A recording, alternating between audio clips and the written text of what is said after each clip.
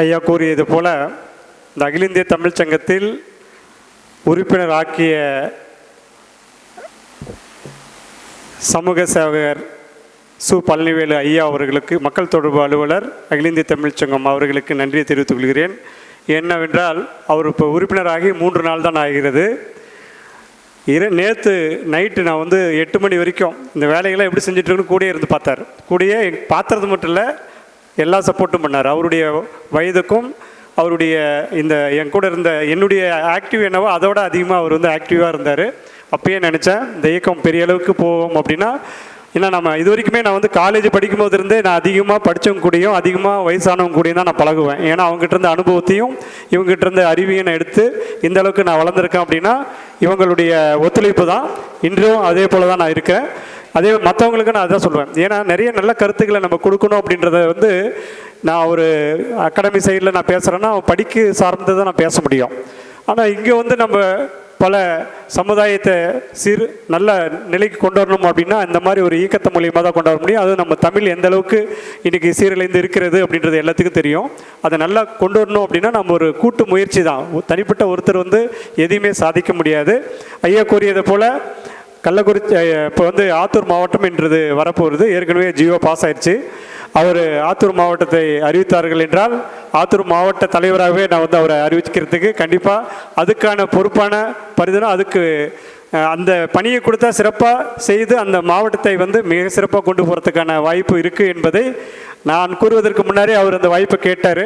உண்மையாக சொல்லப்போனால் வாய்ப்பு என்பது தானாக உருவாக்கி அதற்கு தகுந்தமாறு நாம் உழைக்கிறது அப்படின்றது வெற்றி அடைவது பெரிய சிறப்பு.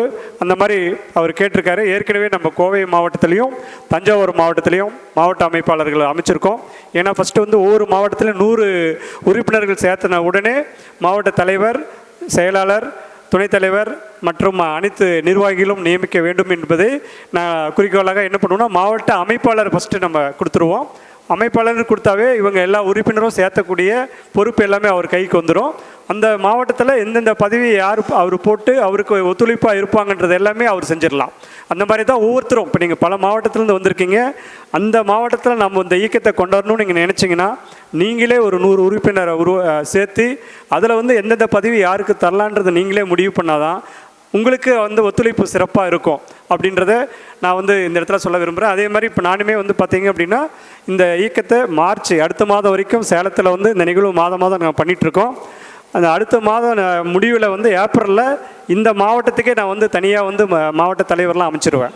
எதுக்காகனா இந்த மாவட்டத்தில் இந்த அளவுக்கு நான் பண்ணிட்டோம், எல்லா மற்ற மாவட்டத்தில் நான் போய் பண்ணணும் அப்படின்றதுக்காக இந்த மாவட்ட தலைவர், துணைத் தலைவர், செயலாளர்லாம் என் கூட எவ்வளோ பேர் எப்படி ஒர்க் பண்ணுறாங்கன்றதை பொறுத்து நியமிக்கிறதுக்கு முடிவு பண்ணியிருக்கோம்.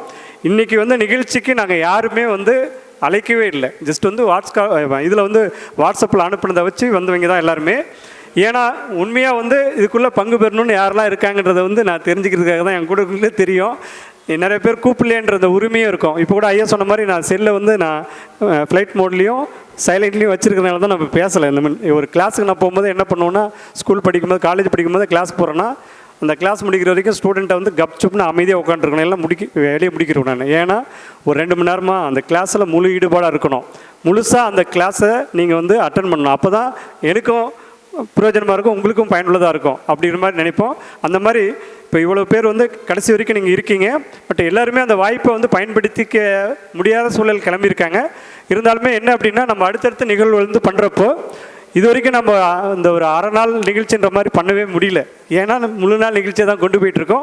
இன்னும் நல்ல சிறப்பாக இதில் குறைநிறைகள் இருக்கிறத சரி பண்ணி அடுத்த நிகழ்ச்சியில் இன்னும் சிறப்பாக நம்ம கொண்டாடுவோம். இந்த கவியரங்கம் முடியும் தருவாயில் உள்ளது. இப்போது இந்த கவியரங்கத்திற்கு வாழ்த்துறை வழங்க சென்னையிலிருந்து வருகை புரிந்துள்ள செந்தமிழ் புரவலர் சா பொன்ராஜ் மேலாண் தொழில்நுட்ப அதிகாரி பாதுகாப்புத்துறை சென்னையிலிருந்து வருகை புரிந்த அவர்களை மேடைக்கு வருக வரவேற்கிறோம். வாழ்த்துறை நான் இதில் பார்த்திங்கன்னா நேரில் ஒரு 10 பேர் பக்கம் நான் போட்டிருக்கேன்.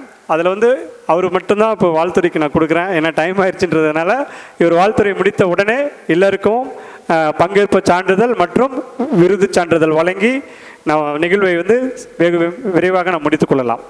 ஐயா வருக.